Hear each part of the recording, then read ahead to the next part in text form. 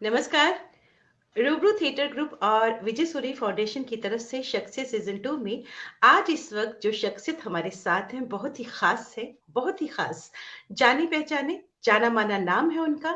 संस्कृतविद, लेखक, साहित्यकार, युवा पीढ़ी के प्रेरणा स्रोत, हिंदी, संस्कृत और गढ़वाली भाषा के कवि, बहुत से सम्मानों से उनको सम्मानित किया गया है। बहुत बहुत स्वागत करती हूँ डॉक्टर जीत राम भट्ट का। बहुत बहुत स्वागत डॉक्टर साहब आपका हमारे शो में। जी नमस्कार काजल जी, आपका भी स्वागत है। धन्यवाद। नमस्कार।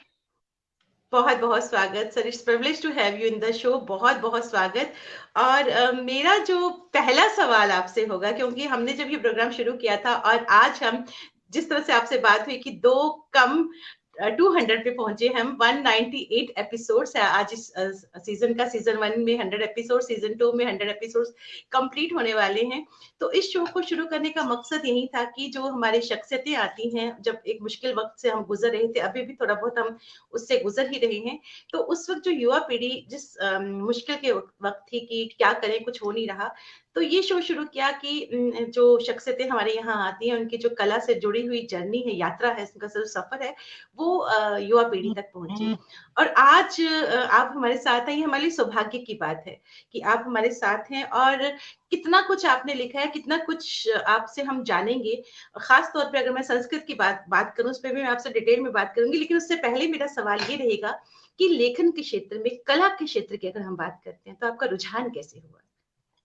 जी काजल जी, मैं भी आज बहुत अच्छा महसूस कर रहा हूं और मैं भी अपना सौभाग्य समझ रहा हूं कि रूबरू के तहत आपसे रूबरू हो रहा हूं।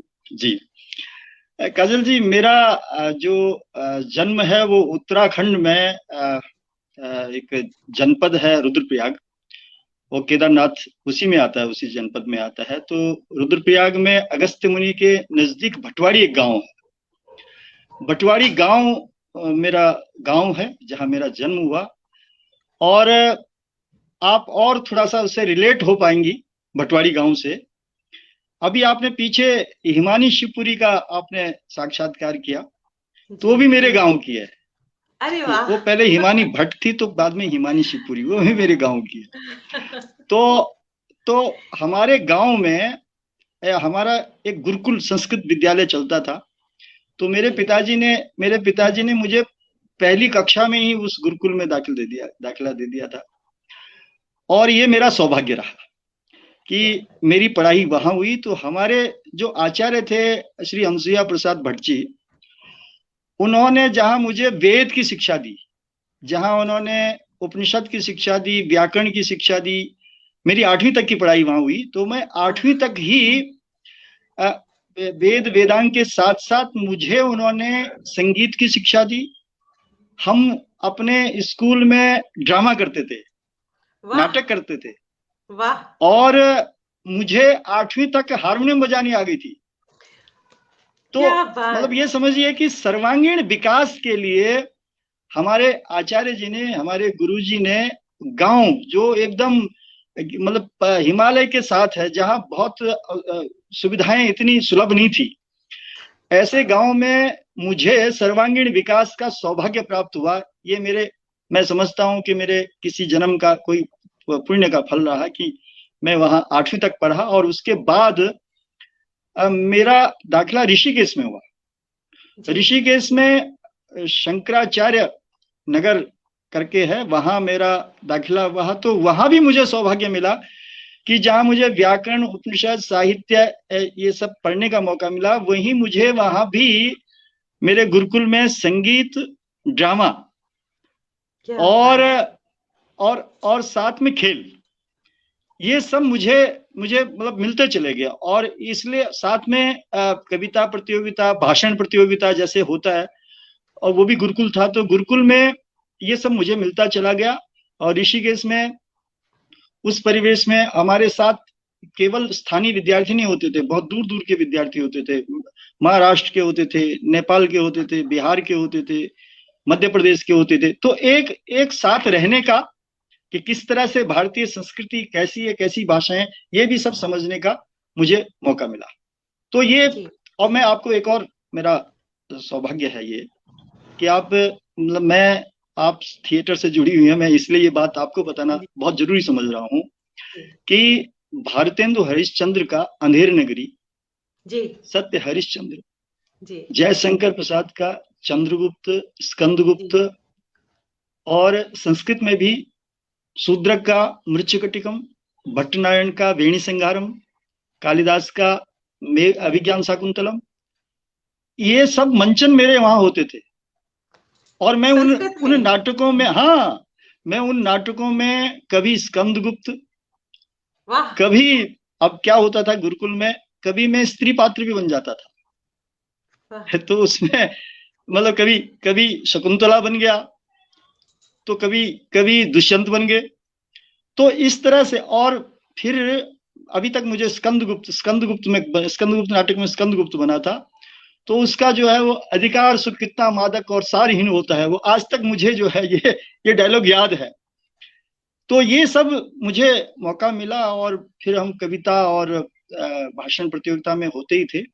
तो मैं जब 10वीं में था, आपने कविता की बात की, साहित्य की बात की, तो मैं जब 10वीं में था, मुझे 10वीं की वो कविता याद आ रही है। मैं, आप चाहें तो मैं सुना दूं उसको, बिल्कुल क्योंकि बिल्कुल, हम 10वीं का चाहेंगे आप बालक, सुनाएं। जी जी जी, 10वीं का बालक किस तरह से लिखता है। और क्योंकि मैं गुरुकुल में था, और मुझे वो एक औपचारिक शिक्षा तो होती है, किंतु मुझे खुद अपना पथ प्रशस्त करना था, मैंने अपना पथ जी चुनना था।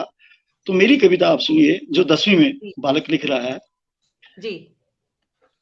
पथिक तुम बढ़ते ही जाना, पथिक तुम बढ़ते ही जाना, राह जीवन की कभी मत भूलना तुम, वाह मृदुल ऋतुओं में कभी मत झूमना तुम, राह को छोड़ राह को कुंज में घर मत बसाना, पथिक तुम बढ़ते ही जाना, कांटों को राही बाहुबल से तारना तू, धूप गर्मी से कभी मत हारना तू, सामने पर्वत पड़े मत डगमगाना, पथिक तुम बढ़ते ही जाना, पथिक तुम बढ़ते ही वाह। जाना।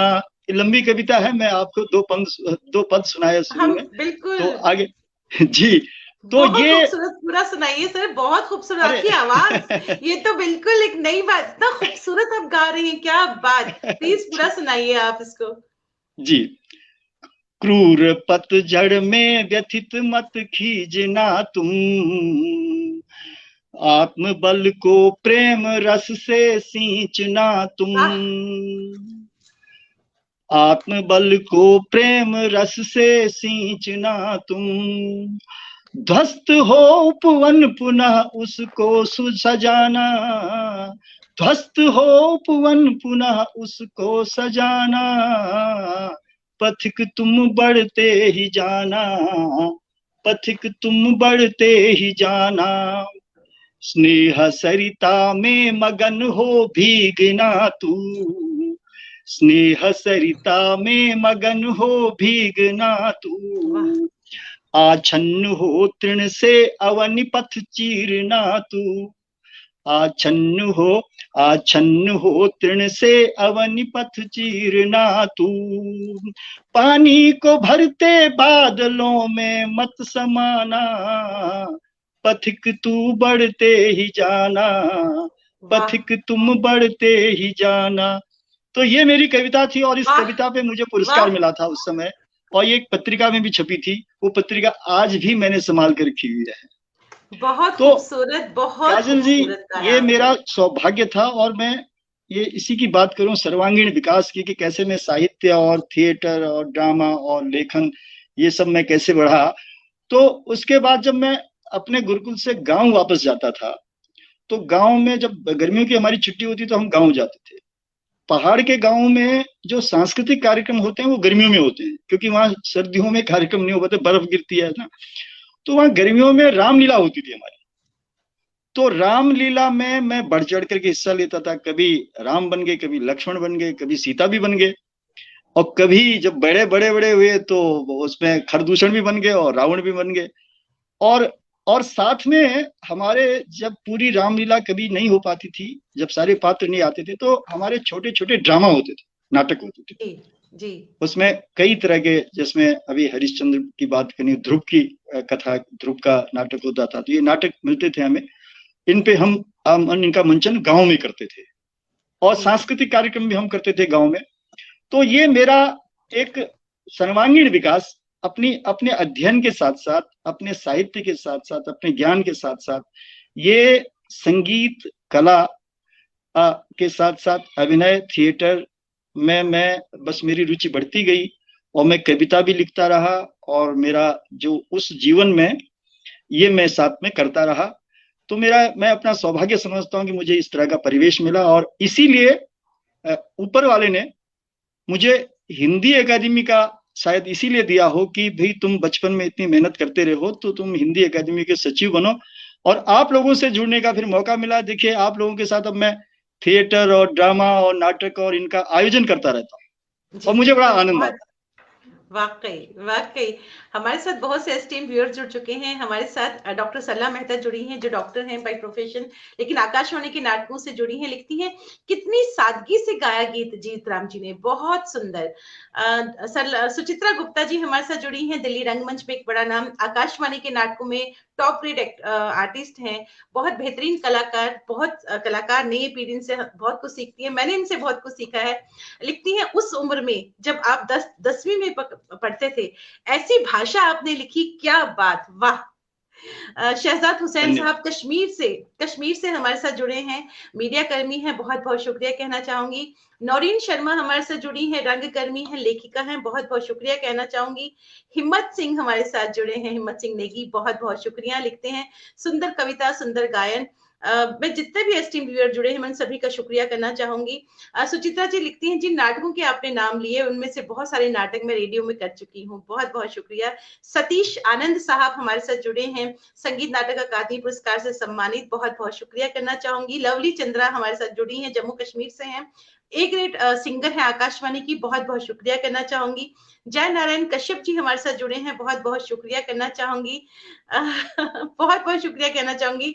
जितने भी एस्टीम व्यूअर्स हमारे साथ जुड़े हैं, अशोक भूमिक साहब हमारे साथ जुड़े हैं, मैं तहे दिल से शुक्रिया अदा करना चाहूंगी। जितने भी एस्टीम व्यूअर्स हमारे साथ जुड़े हैं, बहुत सारे मैसेजेस आ रहे हैं, अगर मैं किसी का नाम भूल जाऊं तो मुझे माफ कर दीजिएगा।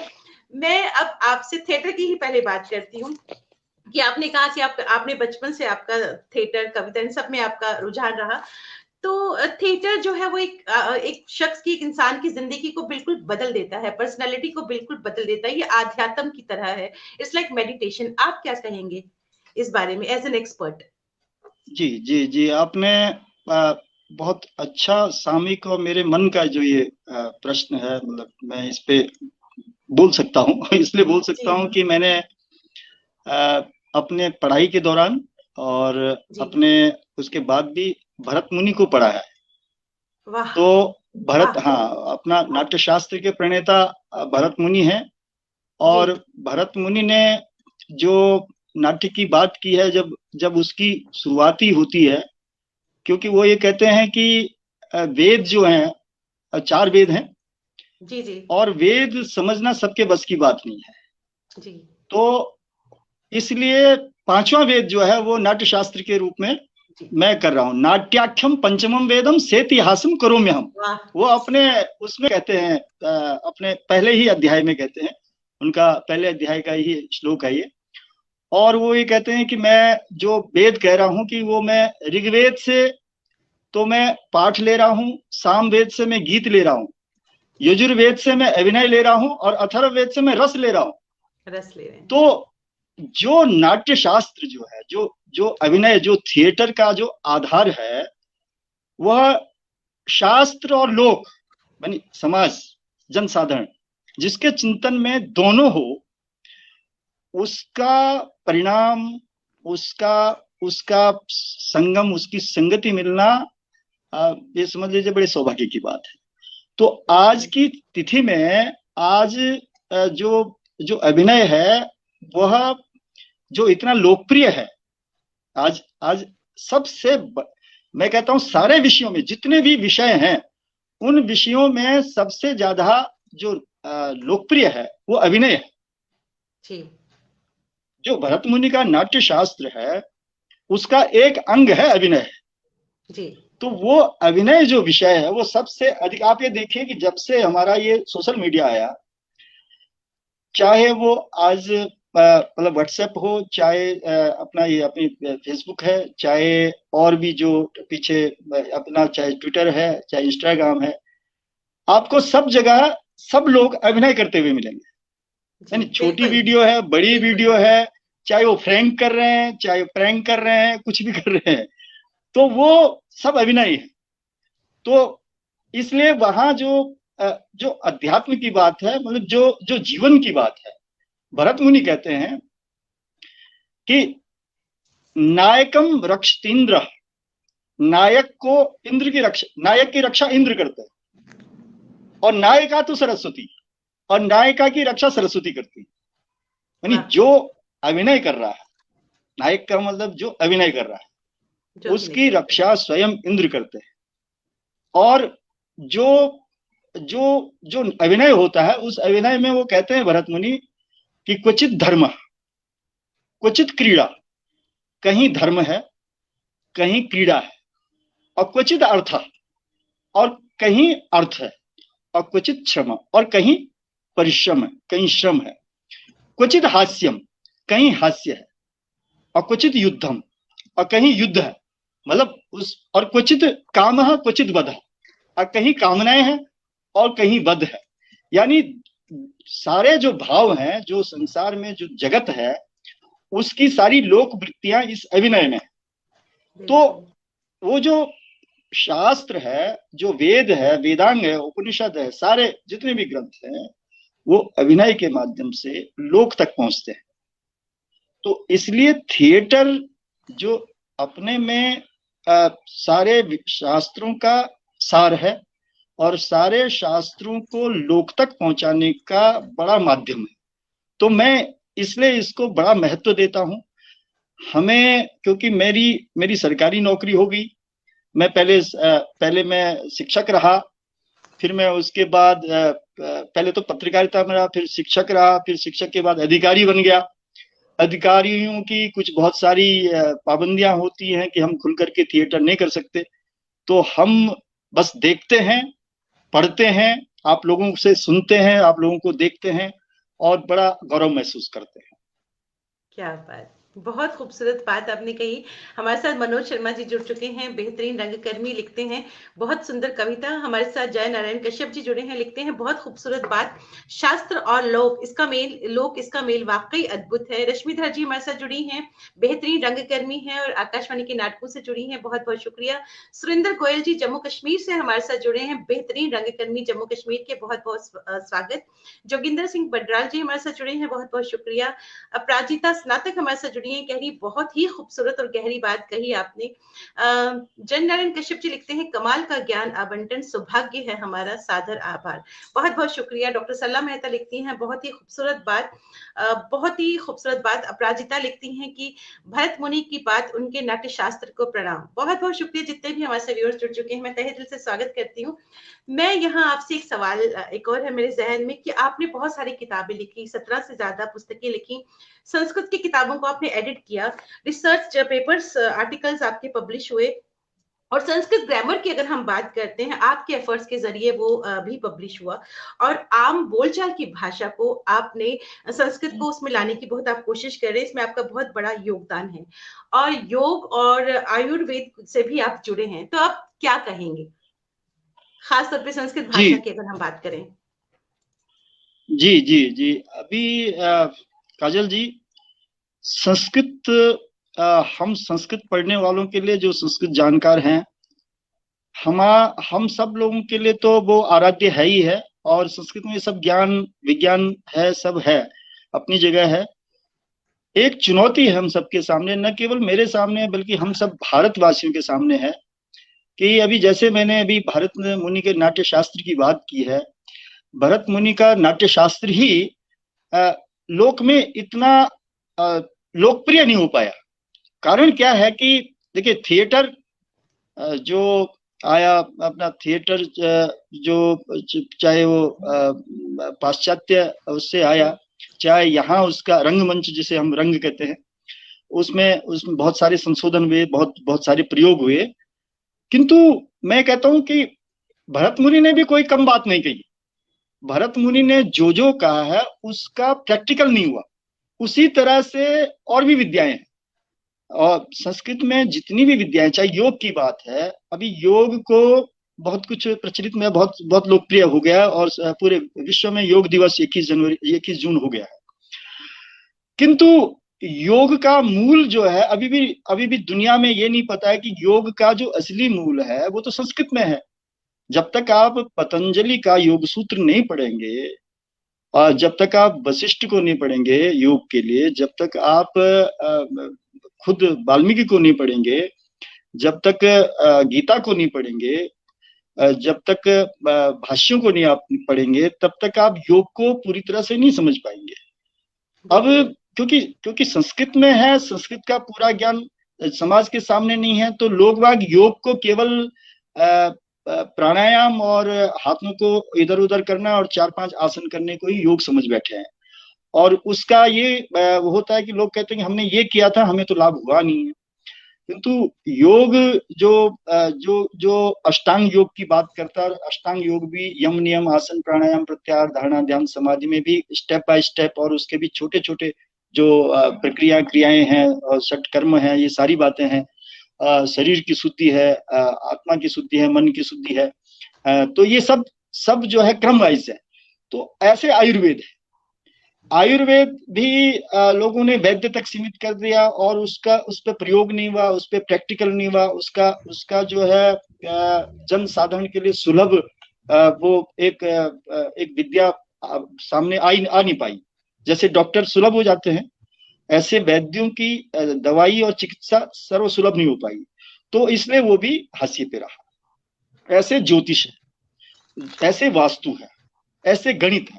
अब संस्कृत में गणित का, वैदिक गणित का आपने भी सुना होगा कि वैदिक गणित के ऐसे फार्मूले हैं कि जितने हमारे कैलकुलेटर में या हमारे कंप्यूटर पे नहीं आ पाती, जितनी गणना है उतनी लंबी, उससे भी कई लंबी गणनाएं हैं, वो एक सूत्र से उसमें समाधान हो जाता है। वो उसकी प्रैक्टिकल, मगर वो जन सामान्य में प्रचलित नहीं हो पाया। हम उसको लोग सामान्य तक, साधारण जनता तक उसको पहुंचा नहीं पाए स्कूलों के पाठ्यक्रम में, और हमारे जो गणितज्ञ हैं वहां तक वो जा नहीं पाया, तो इसलिए वो हाशिए पे रह गया। ऐसे ही संस्कृत में 64 कलाएं हैं। 64 कलाओं में काजल जी, हम लोगों को मतलब सुनते हुए बड़ा, लोगों को बड़ा आश्चर्य भी होता है कि हमारे यहाँ 64 कलाओं में ब्यूटी पार्लर भी है। मगर हम ब्यूटी हाँ, पार्लर को सोचते हैं ये बाहर का है। साज सज्जा है हमारी 64 कलाओं में, मगर वो 64 कलाएं समाज के सामने नहीं आ पाई, क्योंकि वो संस्कृत में थी। संस्कृत को लोगों ने कठिन मान करके उसको पढ़ाया नहीं और न पढ़ा। तो वो हम सोचते हैं कि ये सब विदेशों से आया। हमारे यहाँ पत्रकारिता भी है, संस्कृत में पत्रकारिता है। अब आप देखिए, संस्कृत में पत्रकारिता का एक सबसे बड़ा नमूना है, बार बार पीछे हमारे टीवी पे सीरियल भी चले और नाटक भी चले। एक नारद जी खबर लाए हैं, नारद जी के बड़े नाटक चले। तो नारद जी क्या है? नारद जी तो चलते फिरते पत्रकार रहे हैं। गणेश जी ने जो लिखा, 18 पुराण लिखे, आपका प्रिंट मीडिया का पहला उदाहरण। क्या संजय ने बात। पहला वृत्तांत महाभारत का दिया कुरुक्षेत्र से, तो पहला उदाहरण है। तो वाह। पत्रकारिता भी है। किंतु इन पे कभी किसी की दृष्टि नहीं गई, किसी ने उसको सरलीकरण नहीं किया। तो इसलिए संस्कृत से लोग अछूते रह गए, और ये चुनौतियां हम सबके सामने है। तो इसलिए मैंने इस पे काम किया। मैंने कहा सबसे पहले दुनिया को, समाज को संस्कृत को सरलीकरण से समझाया जाए, उनको पढ़ाया जाए, संस्कृत के शब्दों को उनके कंठ में बिठाया जाए। तो फिर लोग जब संस्कृत के शब्दों को सुनेंगे, अभी जैसे आकाशवाणी शब्द है, अब ये शब्द कितना फेमस शब्द है, आप लोगों ने जी जी बहुत जी। फेमस कर दिया इसको। तो आकाशवाणी शब्द संस्कृत का है ना। अब जब ये शब्द दूरदर्शन है, अब ये संस्कृत का शब्द है। तो ये जब ये शब्द हैं और ये जब फेमस हो सकते हैं, प्रसिद्ध हो सकते हैं, तो और शब्द क्यों नहीं हो सकते? क्योंकि भाषा जो है वो अभ्यास से आती है। तो मैंने कुछ उदाहरण, कुछ कुछ प्रयोग किए, मैं आपको वो बताता हूँ कि जैसे आपने वो हिंदी की कविताएं सुनी है। जी तो उसको मैंने पहले सिखाने के लिए लोगों को, मैंने उनको संस्कृत में ट्रांसलेट किया। मैंने कहा लोग बाग जब सीखेंगे, जब इन शब्दों को सुनेंगे तो अपने को रिलेट करेंगे। तो जैसे कि मछली जल की रानी है, जी जीवन उसका पानी है, हाथ लगाओ डर जाएगी, बाहर निकालो मर जाएगी। तो इसको मैंने संस्कृत में किया, मत्स्या जलस्य राज्ञियम, मत्स्या जलस्य राज्ञियम, जीवनम तस्या पानीयम। पानी बहुत शब्द आसान, संस्कृत का है, बहुत पानी शब्द आसान है संस्कृत का है। लेकिन जीवनम संस्कृत का है। तस्या पानीयम, हस्तेन स्पृशेत भेष्यति, हाथ लगाओ तो डर जाएगी, हस्तेन स्पृशेत भेष्यति, बहि निष्कासने मरिष्यति, बहि निष्कासने मरिष्यति। तो ये मैंने एक दूसरा जो हिंदी का है, आकाश में चंदा गोल गोल, नीचे धरती गोल गोल, माँ की रोटी गोल गोल, पिता का पैसा गोल गोल, मैं भी गोल तू भी गोल, पूरी धरती गोलम गोल। जी इसका मैंने संस्कृत में किया। आकाशे चंद्रा गोला गोला, अधः भूगोला गोला गोला, आकाशे चंद्रा गोला गोला, अधः भूगोला गोला गोला, मातु रोटिका गोलाकारा, मातु रोटिका गोलाकारा, पितुः धन मुद्रा गोलाकारा, वयमपि गोला, यूयमपि गोला, अखिला वसुधा गोलाकारा, अखिला वसुधा गोलाकारा। क्या तो ये बात। गोल शब्द संस्कृत का है, वसुधा शब्द संस्कृत का है, रोटिका शब्द संस्कृत का है। तो ये मैंने ये प्रयोग किया। ऐसे मेरे कई प्रयोग हैं जो जैसे एक वो है चंदा मामा आओ ना, है ना। तो चंदा मामा, मातुल, मामा के लिए मातुल कहते हैं। चंद्र मातुला आगच्छत्वम, दूध बतासा खाओ तुम, है ना, ऐसा ना। चंद्र हम्म, चंद्र मातुला आगच्छत्वम, दुग्धम वातासम खादत्वम, लोरी सुनाओ तुम, है ना। सापन गीतिम श्रावे तुम, सुख से बिस्तर में सो जाओ तुम, सुखेन विष्टरे वाह कुरुशयनम, सुखेन विष्टरे कुरुशयनम। तो ये जो है, मतलब इस तरह के मेरे प्रयोग हैं जो मैंने वो प्रयोग किए, और बच्चों को सिखाने के लिए मैंने ये बच्चों की कविताएं लिखी, और एक बच्चों की कविताएं वैसी भी लिखी, अनुवाद करके भी लिखी, और एक ऐसी भी लिखी जो मौलिक है। जैसे चटका कूजत ची ची ची, चटका कहते हैं चिड़िया को, जी गोरैया। चटका कूजत ची ची ची, झिरिका कुरुते झिरिका कहते हैं झिंगुर को। चटका कूजत जी ची ची ची, झिरिका कुरुते झी झी झी, भ्रमरा गुंजति गुनगुन गुन, गुड़िका चलती छुन छुन छुन, गुड़िका माने गुड़िया, गुड़िका चलती वाह छुन छुन छुन, काका वदति काउ काउ काउ, कुक्कुरा भषति भाव भाव भाव, कुक्कुरा क्या भषति भाव बात, भाव भाव। क्या बात। वाह ये प्रयोग वाह किए हैं। वाह। और इसके अतिरिक्त काजल जी, मैंने जो प्रयोग किए वो जो लोकगीत हैं, जी लोकगीतों को संस्कृत में वो करके उनका जो है वो प्रयोग किया कि किसी तरह से वो। एक और मैंने प्रयोग किया जैसे व्याकरण सिखाने के लिए, आप जी भी रिलेट करेंगे इससे, क्योंकि ये मैंने थोड़ा पहाड़ी धुन में लिखा है। जी जी ये जो आप जी सुनेंगे तो जी ये जी आपको कश्मीर याद आ जाएगा।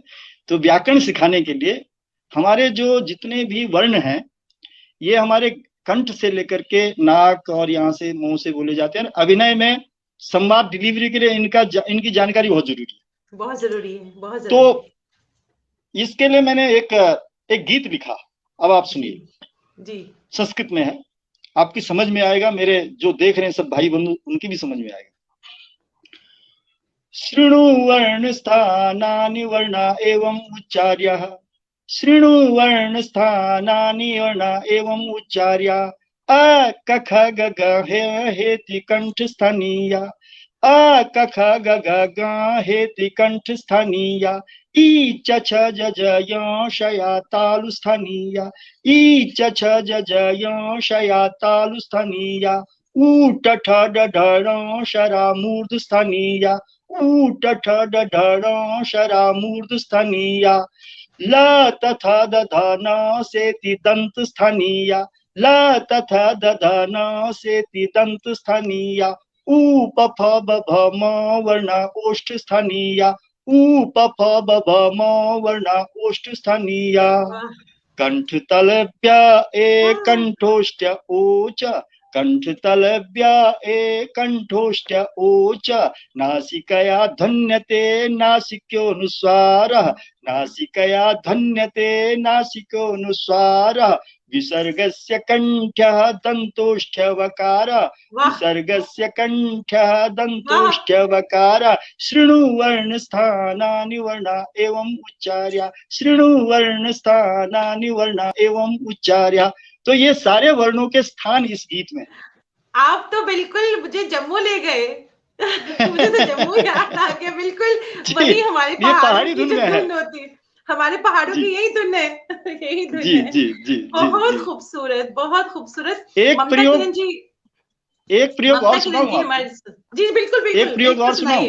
बिल्कुल बिल्कुल सुनाइए जी। एक प्रयोग मेरा ये है कि जो लोकगीत है जी जी, जो लोकगीत जैसे पहाड़ी में है और इसमें है मैथिली में है, ये गीत आपने बहुत सुना होगा। पहाड़ी का गीत है, ये हमारे उत्तराखंड का गीत है, बेडूपाको बारमासा।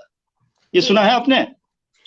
जी जी, तो ये जी बेडूपाको बारमासा नरणा काफल है ना, ये सुना होगा आप ना? जी जी जी, बिल्कुल, तो इसका बिल्कुल। संस्कृत में, इसका मैंने संस्कृत में अनुवाद करके और इस पे नृत्य भी, डांस, बिल्कुल पहाड़ी डांस, तो संस्कृत में गाया जा रहा है और पहाड़ी डांस हो रहा है। तो इससे संस्कृत का प्रचार प्रसार अधिक बढ़ा। जो जो उस भाषा को बोलने वाले हैं वो अपने शब्दों को संस्कृत से रिलेट करने में, उनको संस्कृत से उसका संबंध बनाने में उनको सुविधा हुई। अभी जैसे मैं बता रहा हूँ, सुना दीजिए प्लीज जी। बेडुपच्यते द्वादश मासेषु बेडुपच्यते द्वादश मासेषु नरण का फलं च चैत्रे प्रियतम मम नरण का फलं च चैत्रे प्रियतम मम अल्मोड़ाया लाल विपर्णी अल्मोड़ाया लाल विपर्णी रक्त मृदा निश्रेणिका प्रियतम मम रक्त मृदा निश्रेणिका प्रियतम मम। तो ये ऐसे एक ऐसे और गीत है, सची ए जरे भानुमते पाव बजारा। तो इसका संस्कृत वर्जन सुनिए।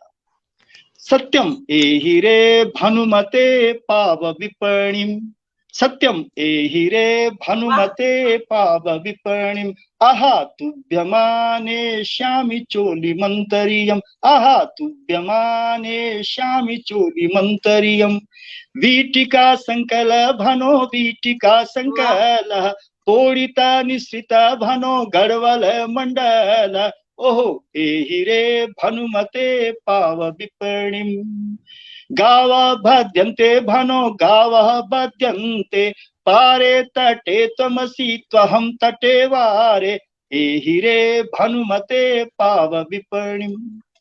तो ये जो है इन गीतों का संस्कृत में, ऐसे ही मैथिली भोजपुरी इन गीतों का भी मैंने वो किया। और उससे ये हुआ कि मुझे लोक को, जो जन सामान्य है, उसको संस्कृत से जोड़ने में। हरियाणा का एक गीत है, मेरी पतली कमर नाड़ा झूमेदार लायो, है ना, एक गीत है वो, उसका संस्कृत मम कृषा कटी निविम गुलमुम युक्तम आनय मम कृषा कटिम गुलमुम निविम गुलमुम युक्तम आलय कजरेवालिम गच्छतु पित्तलस्य घट्टमानया कजरेवालिम गच्छतु पित्तलस्य घट्टमानया सरोवरम चलतु निविम गुलमुम युक्तम आनय।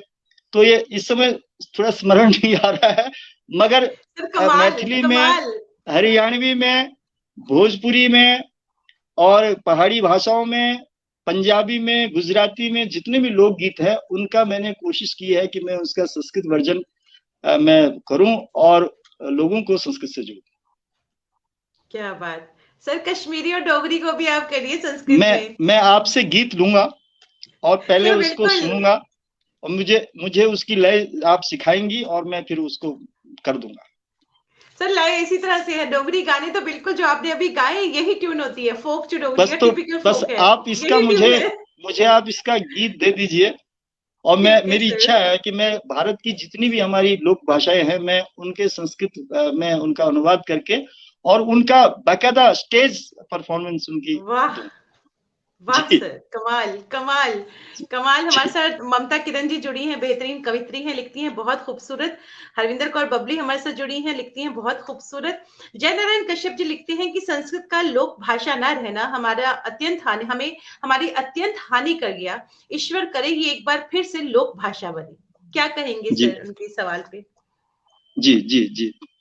बहुत जरूरी है, क्योंकि कई बार हम ये सोचते हैं कि जो सरल है वो आना चाहिए, और जी सरलीकरण से हमको नुकसान होता है। अभी मैं पीछे एक चर्चा में था तो कई लोगों ने ये बात उठाई कि जो अंग्रेजी के शब्द हैं वो यथावत अगर आप संस्कृत में ले लें या हिंदी में ले लें तो लोगों को सुविधा होगी। तो उससे जो सुविधा होती है वो कुछ देर के लिए होती है, किंतु उससे हमें नुकसान हो जाता है, भाषा को नुकसान हो जाता है। जैसे कि आजकल हिंदी के साथ हो रहा है, हिंदी के लिए लोग इंग्लिश शब्द का प्रयोग करने लगे हैं, क्योंकि हम यस बहुत सारे अंग्रेजी शब्दों का प्रयोग करते हैं और केवल क्रिया का प्रयोग हिंदी की करते हैं। जैसे मम्मी मैं ऑफिस के लिए लेट हो रही हूँ, है ना, तो मम्मी, ऑफिस और लेट, ये तीन शब्द तो अंग्रेजी के आगे, केवल हो रही हूँ और मैं आ गया। तो इसी तरह से हमारी जो भाषाएं हैं, हम जैसे संस्कृत हमेशा से ही संस्कृत प्योर रही है, इसलिए उसका नाम जी संस्कृत है। संस्कृत में अगर अंग्रेजी जुड़ जाती है, या संस्कृत में पीछे के जो हमारी अपभ्रंश भाषाएं हैं, प्राकृत, जी पाली और भी, और जो हमारी शौर सैनी और हमारी आज की खड़ी बोली और ये सब भाषाएं हैं, या हमारी राज्य भाषाओं के अगर हम शब्द जुड़ जाते तो फिर संस्कृत भी संस्कृत में रहती। फिर इसलिए संस्कृत के, और हम फिर कहीं उन शास्त्रों को न समझ पाते, क्योंकि जब शब्द अपना अर्थ खो चुके होते या फिर शब्द हम हमारे समझ में नहीं आ चुके होते, तो फिर हम शास्त्र को नहीं समझ पाएंगे। तो शास्त्र को समझने के लिए संस्कृत की जो उसकी जो उसका जो प्राकृतिक स्वरूप है, उसका जो ओरिजिनल स्वरूप है, वो बचाए रखना बहुत जरूरी है। और केवल संस्कृत का नहीं, हम तो कहते हैं सारी सारी राज्य भाषाएं हैं, लोक भाषाएं हैं, हमारी हिंदी है, उनका जो मूल स्वरूप है उसे बचाना बहुत आवश्यक है। नहीं तो ये हमारी जितनी भाषाओं का जन्म हुआ है वो तभी हुआ है जब हम सरलीकरण की तरफ बढ़े। जैसे आज हम इंग्लिश इंग्लिश की बात करने लगे हैं, उसी तरह से एक दौर था जब ब्रज, अवधी, मागधी के साथ जब अरबी और फारसी के शब्द जुड़े तो उर्दू का जन्म हो गया। जी बिल्कुल और हिंदी को बिल्कुल। बचाने के लिए फिर से उनको संस्कृत और फिर ब्रज और अवधी के शब्दों को फिर वापस, इसलिए हिंदी बच गई। उधर हिंदी बच गई, हिंदी इसलिए बच गई कि उसे भारतीय शब्दों ने को का सहारा लेना पड़ा। उर्दू इधर उधर विकसित हो गई, उसे उसे हिंदी की क्रियाओं के सहारे अरबी फारसी के शब्दों के बारे में उधर को बढ़ गई। भाषा का जन्म ऐसे ही होता है कि जब बिल्कुल लोक समाज जो है जब सरलीकरण चाहता है तो एक नई भाषा पैदा हो जाती है।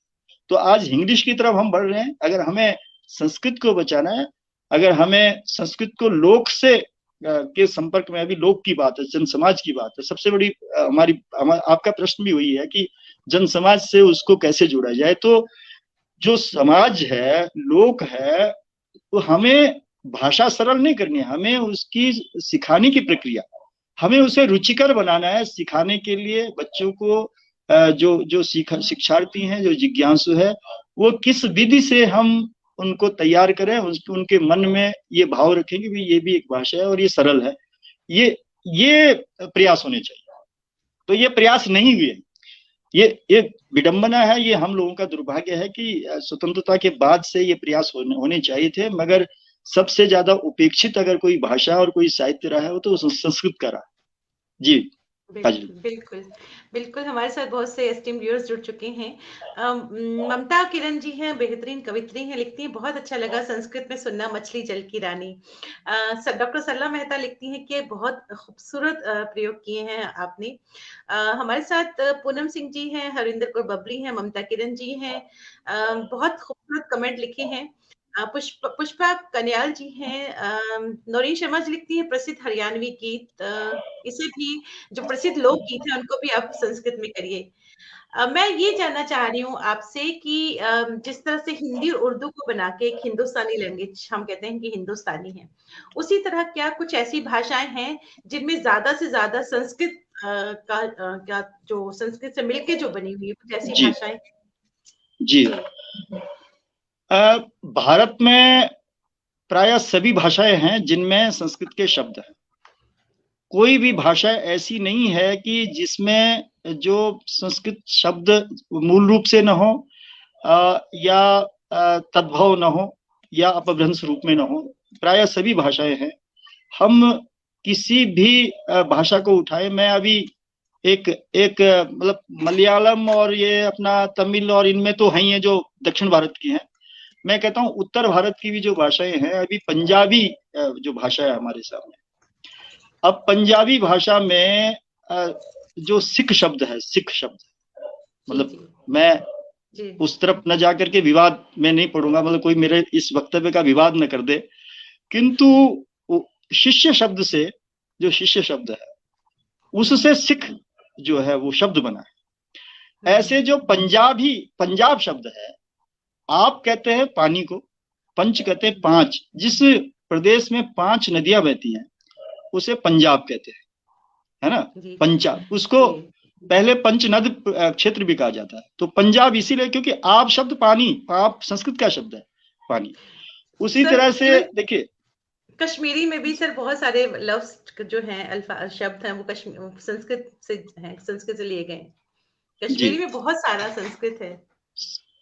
बिल्कुल होंगे। मैं मतलब ये विषय इतना बड़ा है काजल जी कि अगर हम एक एक भाषा को लेंगे तो आपका एक एक जो ये जो धारावाहिक इसका जो चल रहा है आपका, वो उसी पर आधारित होगा।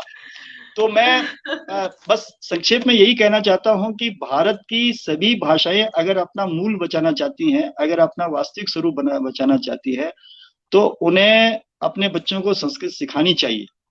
क्योंकि संस्कृत से हमारा किसी भी भाषा का व्याकरण जो है वो पोषित होता है, उसको बल मिलता है। मैं आजकल गढ़वाली कुमाऊनी जौनसारी एकेडमी का सचिव भी हूँ। दिल्ली में ये नई एकेडमी खुली है।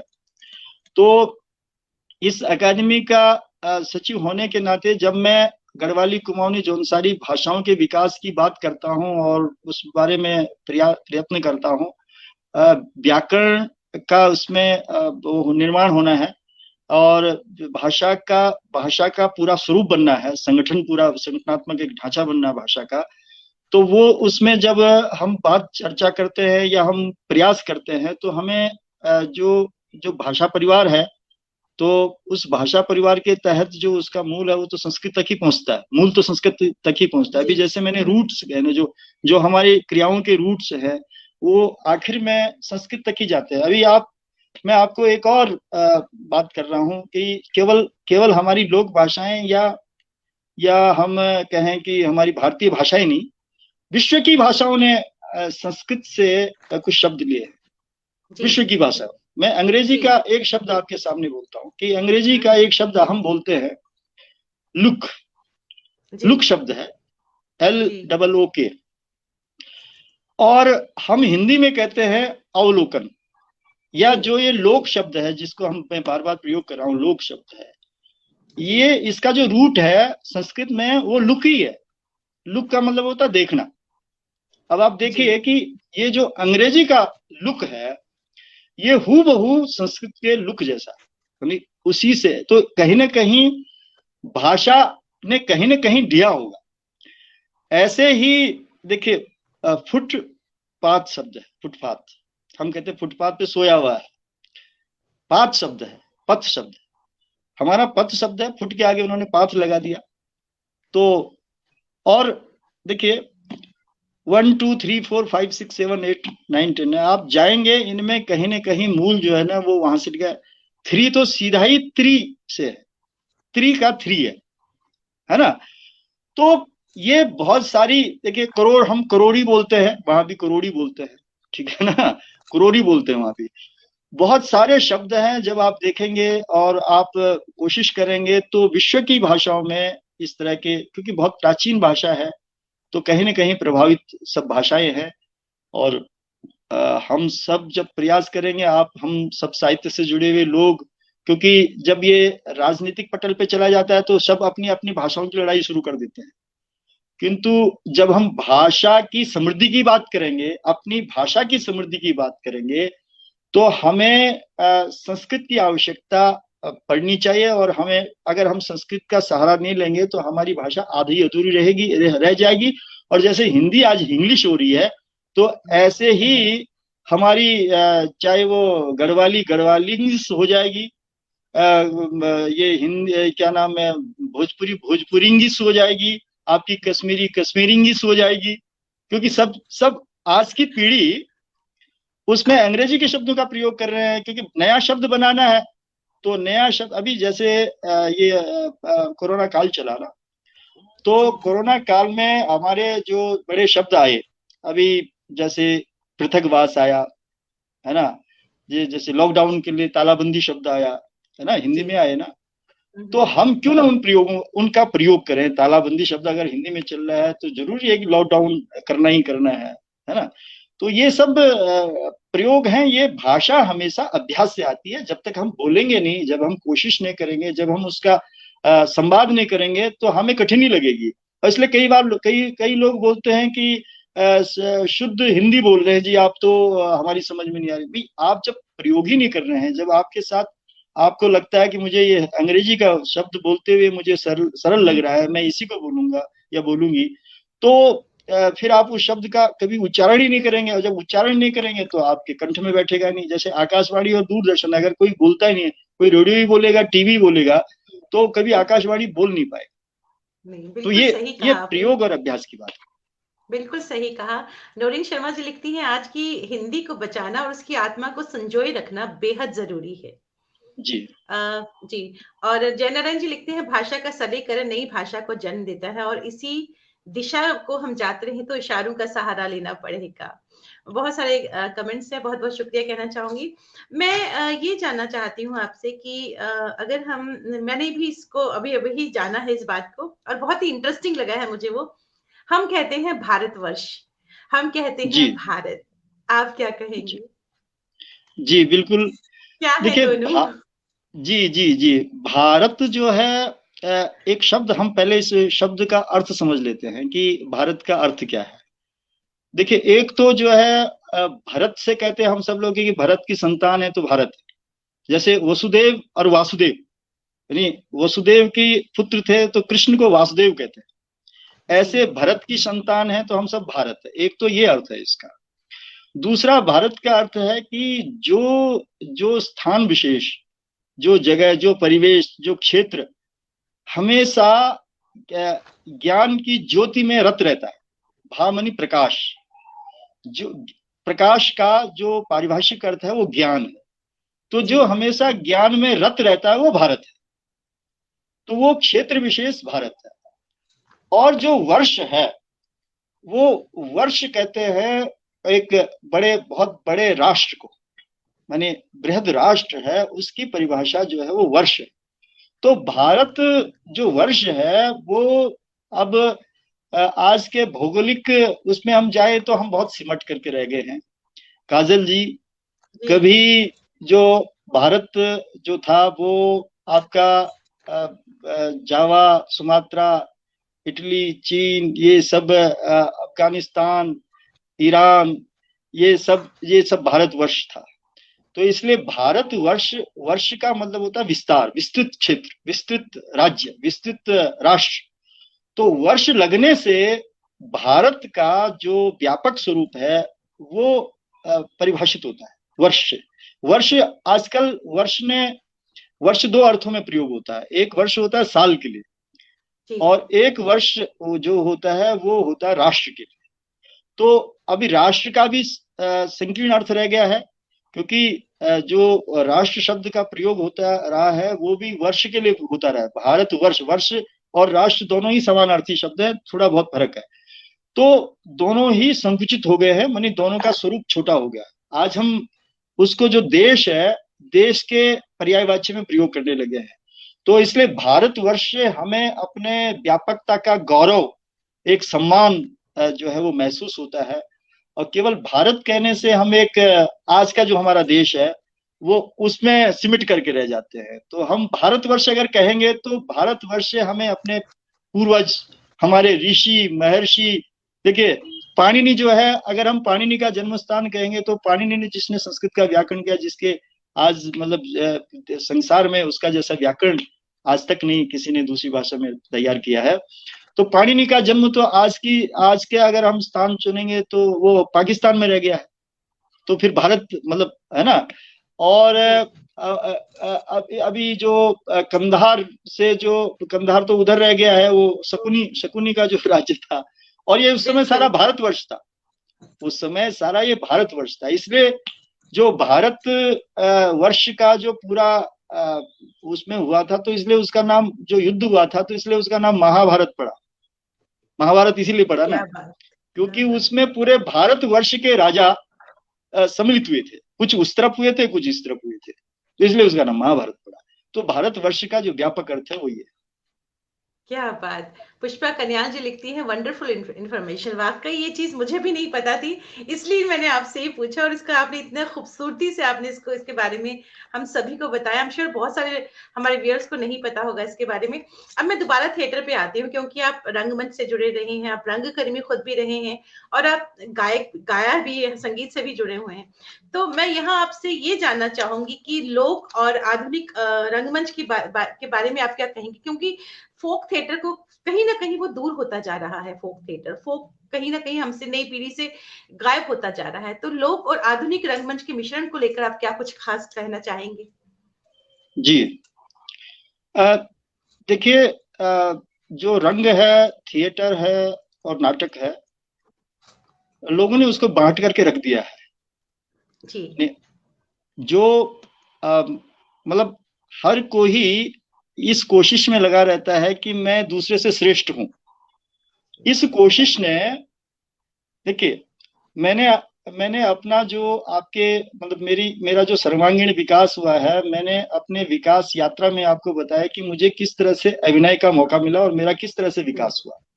तो एक गांव का जो छोटा सा मंच है, जो जो रामलीला का मंच है, चाहे वो हम वहाँ छोटा सा नाटक करते हैं, मैं उसको, और मेरी किसी बात से, इस बात से कोई मेरे जो सहृदय मेरे दर्शक हैं, मेरे साहित्यकार, मेरे बड़े सम्मानीय लोग जो मुझे सुन रहे हैं, वो असहमत हो सकते हैं, नाराज भी हो सकते हैं, पर मैं जो गांव का जो छोटा सा मंच है और जो शहर का बड़ा थिएटर है, मैं उस गांव के मंच को और शहर के थिएटर को एक कलाकार की दृष्टि से, एक कलाकार के विकास की दृष्टि से, एक कलाकार के कौशल विकास की दृष्टि से मैं बराबर मानता हूँ।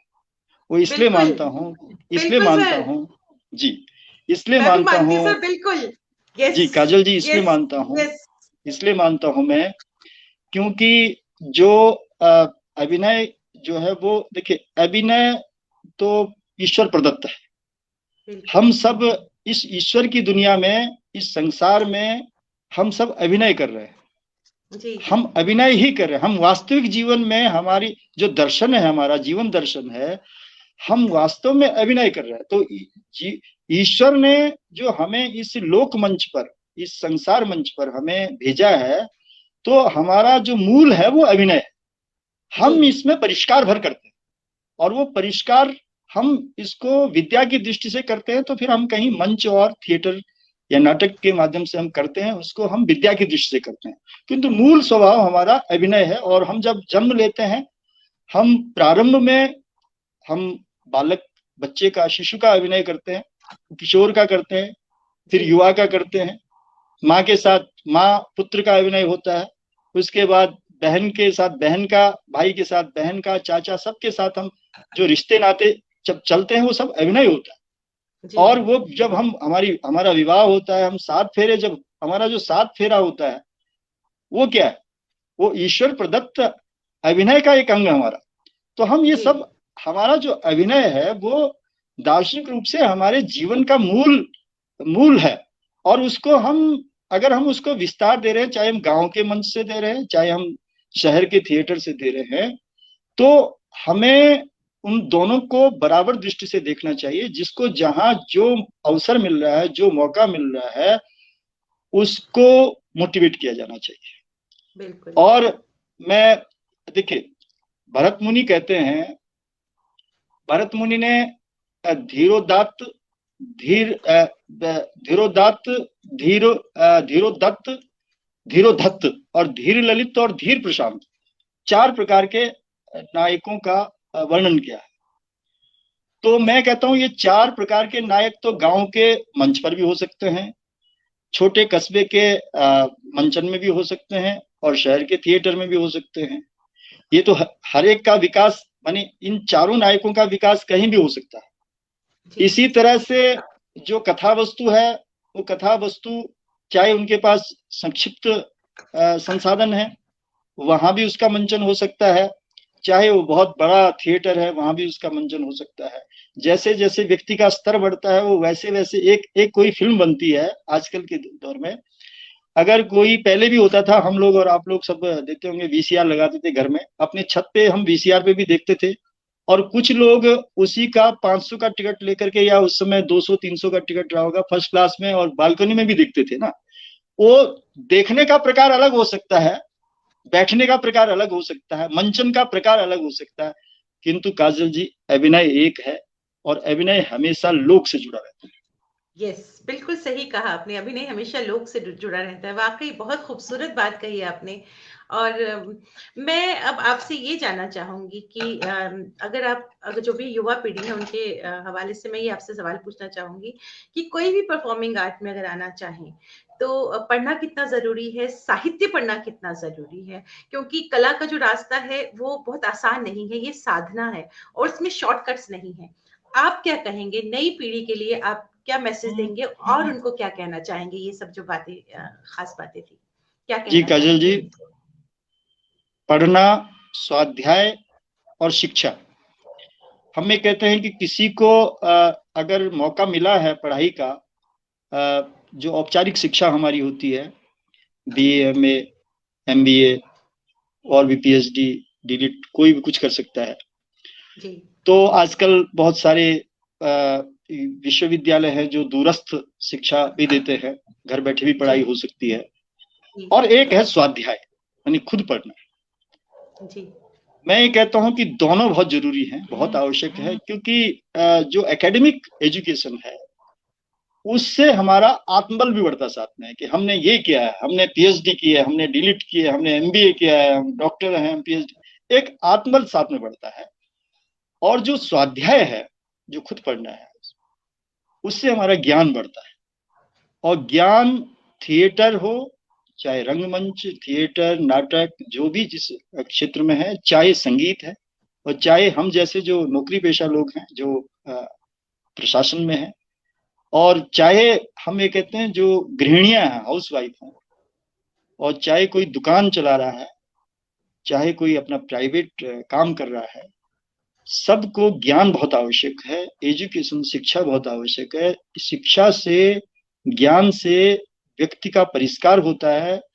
व्यक्ति जब जन्म लेता है, हर व्यक्ति हर जीव, जीव मात्र जब जन्म लेता है, हर जीव का बच्चा एक जैसा होता है। और उसमें भी मनुष्य विशेष है, और मनुष्यों में भी हर देश के बच्चा, हर देश का प्राणी का बच्चा, हर देश के मनुष्य का बच्चा एक जैसा होता है। वो जो जो जो उसका प्रशिक्षण होता है, जो जब उसकी शिक्षा होती है, जब उसका ज्ञान का विस्तार होता है, तो वो मनुष्य बनता है। और मनुष्य मनुष्य के साथ मानवता के गुण उसमें विकसित होते हैं। और जिस देश का वो वासी होता है, उस देश की आचार संहिता, उस देश का संविधान के अनुरूप जो उसके नियम विनियम होते हैं, वो उसको उसके अनुकूल व्यवहार करता है, और वो समाज के लायक होता है। और हमें हर व्यक्ति को समाज के लायक बनाना है, क्योंकि आज जो समाज में जो सब देखने को मिल रहा है, आज जो अखबार आप पढ़ लो, आप न्यूज चैनल देख लीजिए, आप कहीं कोई समाचार सुन लीजिए, कहीं ना कहीं ऐसा, मतलब ऐसा लगता है कि जो कुछ कुछ कुछ उच्छृंखलता की बात हो रही है, कहीं कोई, मतलब ऐसा लगता है कि कहीं पशुवत व्यवहार जो है वो मनुष्य कर रहे हैं। तो उसका जो परिष्कार है, उसका जो संस्कार है, उसका जो परिमार्जन है, उसको अगर ठीक लाइन पे लाना है, तो उसके लिए एकमात्र है ज्ञान और शिक्षा।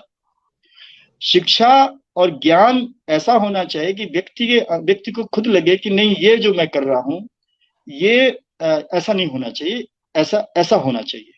तो इसके लिए शिक्षा बहुत जरूरी है। और जहां तक जिस क्षेत्र में, जिस विषय, जिस विधा, जिस कौशल, जिस व्यवसाय से हम जुड़े हुए हैं, उस व्यवसाय में भी उसका लाभ मिलता है, शिक्षा का भी मिलता है और ज्ञान का भी मिलता है। मैंने कहा स्वाध्याय से ज्ञान का विस्तार होता है और शिक्षा से हमारे संस्कारों का परिष्कार होता है। हम शिक्षा से हम मनुष्य, ज्ञान से भी, मतलब बात तो दोनों एक ही है। मैंने इसको थोड़ा सा इसलिए भिन्न कर दिया क्योंकि ज्ञान स्वाध्याय से प्राप्त किया जा सकता है और शिक्षा के लिए आपको एकेडमिक डिग्रीज जितनी भी हैं वो हैं। तो मेरा ये मानना है कि कोई भी है, कितना ही बड़ा करोड़पति, अरबपति, खरबपति बन जाए, पैसे उसके पास अथाह, यश उसके पास बहुत आ जाए और कलाएं उसके पास बहुत हो जाए, यदि उसके पास शिक्षा नहीं है, यदि उसके पास ज्ञान नहीं है, तो उसके जीवन में अधूरापन रहेगा और वह जीवन में ऐसा कदम कभी किसी मोड़ पे उठा सकता है जिसको नहीं उठाया जाना चाहिए। तो शिक्षा और ज्ञान हमें उन द्वंद्वों में जीने का सहारा देती है, जीने का आशय देती है, जीने के लिए तैयार करती है। क्या बात, क्या बात। सुमन पॉल जी हमारे साथ जम्मू से जुड़ी हैं, ब्रॉडकास्टर हैं, लिखती हैं, अति उत्तम विचार, ऐसी सोच को नमन। वाकई ऐसी सोच को नमन। डॉक्टर साहब, आपने इतनी इतनी सर आपने इतना ज्यादा आपने हम लोगों को इंस्पायर किया अपनी बातों से, खासतौर पे जो संस्कृत भाषा को लेकर बात की, दैट वाज, तो मैं क्या कहूँ, कई बातें तो मुझे भी नहीं पता थी। तो मैं आपका तहे दिल से शुक्रिया अदा करना चाहूंगी सर कि आप यहाँ आए और पता ही नहीं चला कि 1 घंटे से ज्यादा वक्त कैसे बीत गया, बिल्कुल अरे पता नहीं चला। अरे वाह, वाकई। मुझे भी पता नहीं मैं चला आपसे बात बिल करते हुए, और ये सारी मेरी जो पुरानी स्मृतियां थी उनके साथ में गोते लगाते हुए पता नहीं कहाँ बह गया। लेकिन सर एक चलते चलते मैं जरूर चाहूंगी कि आप जरूर, क्योंकि आप इतना खूबसूरत गाते हैं, कुछ और चलते चलते जरूर सुनाए। जी, मैंने एक और प्रयोग किया है काजल जी। वो किया है संस्कृत में, वो जो एक फ्यूजन म्यूजिक की बात चलती है कि संस्कृत को ये कहा जाता है हमेशा कि संस्कृत जो है वो 16वीं शताब्दी के पहले की भाषा है, ये सब कहा जाता है। तो मैंने ये कोशिश की है कि उसको मैं, जो फ्यूजन म्यूजिक है, आधुनिक जो म्यूजिक है, उसके साथ प्रयोग करूं। तो मैंने एक बैंड जो है वो दिल्ली में था, तो उसके साथ उनके जो बच्चे जो थे कलाकार, उनके साथ मिल करके, और इसका हमने कनॉट प्लेस के सेंट्रल पार्क में भी और विज्ञान भवन जैसे जगहों पर इसका प्रयोग किया। और लोगों ने, बच्चे, आज की युवा पीढ़ी ने खासकर, जो स्कूल कॉलेज के बच्चे होते हैं, उन्होंने इसको काफी स्वीकार किया और मतलब हमारे साथ गाते थे। तो वो मैं आपको सुनाना चाहता हूँ। जी जी, वो है, पृथिवी जननी हसुताश्च वयं मनुजा सुहृदा भुवि सन्ति समे न करोतु घृणां न च योधयतु वसुधैव कुटुम्बकमस्ति सखे वसुधैव कुटुम्बकमस्ति सखे पृथिवी जननी हसुताश्च वयं मनुजा सुहृदा भुवि सन्ति समे न करोतु घृणां न च योधयतु वसुधैव कुटुम्बकमस्ति सखे वसुधैव वाह। कुटुम्बकमस्ति सखे। ये है। एक और दूसरा है, जी ये थोड़ा पूरा मुझे याद नहीं आ रहा। दूसरा है कि अ, अ, वो है, एक है मनुर्भव करके है, जी मनुष्य बनो। जी ये मैंने फ्यूजन म्यूजिक में किया, मतलब ये जो बैंड होता है उसके साथ। जी। भो मनुर्भव मानव तामा त्यज भो, भो वाह। मनुर्भव मानव तामा त्यज भो, भो सुहृद भव सात्विको भव नैतिकता मा त्यज भो, भो सुहृद भव सात्विको भव नैतिकता मा त्यज भो, समाजे में भवेत् शांति न कश्चित् दुखितो भवेत्, समाजे में भवेत् शांति न कश्चित् दुखितो भवेत्, ना सहायो भवेत् कश्चित् न कश्चित् निर्धनो भवेत्, ना सहायो भवेत् कश्चित् न कश्चित् निर्धनो भवेत्, भो न कंचन पीड़ितं कुरु दानवतां मा त्यज भो, भो न कंचन पीड़ितं कुरु दानवतां मा त्यज भो, भो मनुर्भव मानवो भव, मानवतां मा त्यज भो, भो मनुर्भव मानवो भव, मानवतां मा त्यज भो। इसका अर्थ है कि हे मनुष्य, तुम मनुष्य बनो और मानवता को कभी मत छोड़ो, और दानवता को स्वीकार मत करो, हमेशा मनुष्य बनो। आपके आसपास जितने भी आपके भाई बंधु हैं, आपके पड़ोसी है, आपका समाज है, उसमें कोई दीनहीन, कोई बीमार, कोई रोगी, उसको उसकी सहायता करो और मनुष्यता का आचरण करो। क्या बात, बहुत खूबसूरत सर, मजा आ गया, वाकई मजा आ गया। मैं बहुत बहुत शुक्रिया कहना चाहूंगी। अभी भी इतने खूबसूरत हमारे कमेंट्स आ रहे हैं। सुमन पॉल जी लिखती हैं, संस्कृत में सस्वर पाठ बहुत सुंदर। बहुत सारे कमेंट है, बहुत बहुत शुक्रिया कहना चाहूंगी मैं सभी का, और खास तौर पे मैं आपका बहुत बहुत धन्यवाद कहना चाहूंगी। बहुत बहुत शुक्रिया सर, बहुत बहुत शुक्रिया। धन्यवाद काजल जी, आपने मुझे मौका दिया कि मुझे अपनी अभिव्यक्ति, अपने विचारों की अभिव्यक्ति करने का मौका दिया। मैं आपका और जितने मुझे सहृदय देख रहे हैं, मैं उन सभी का बहुत बहुत आभार व्यक्त करता हूँ। बहुत बहुत नमस्कार। आभार सर, नमस्कार, शुक्रिया, थैंक यू नमस्कार, सर, नमस्कार। Thank you. मैं सभी एस्टीम व्यूअर्स का तहे दिल से शुक्रिया अदा करती हूँ, जितने भी व्यूअर्स हमारे साथ जुड़े हैं। आज सीजन 2 का 98 एपिसोड है। कुल मिलाकर सीजन 1 और सीजन 2 के हमारे 198 एपिसोड्स हो चुके हैं, और कल हमारा सीजन 2 का 99 एपिसोड है, जिसमें हमारे साथ जुड़ेंगे रंगकर्मी है, Avid educationist, media communicator, light designer and his designer also, और बहुत आपके जाने पहचाने साउथी चक्रवर्ती साहब कल हमारे साथ होंगे। और उनकी जो शख्सियत है, उनके जो शख्सियत के पहलू हैं, उनका जो सफर है, उससे हम सभी रूबरू होंगे कल शाम को 7 बजे। रहिएगा हमारे साथ कल 99 एपिसोड सीजन 2 का। तो मिलते हैं कल शाम को सीजन 2 के 99 एपिसोड में साउथी चक्रवर्ती साहब के साथ। तो तब तक के लिए नमस्कार और शुभ रात्रि।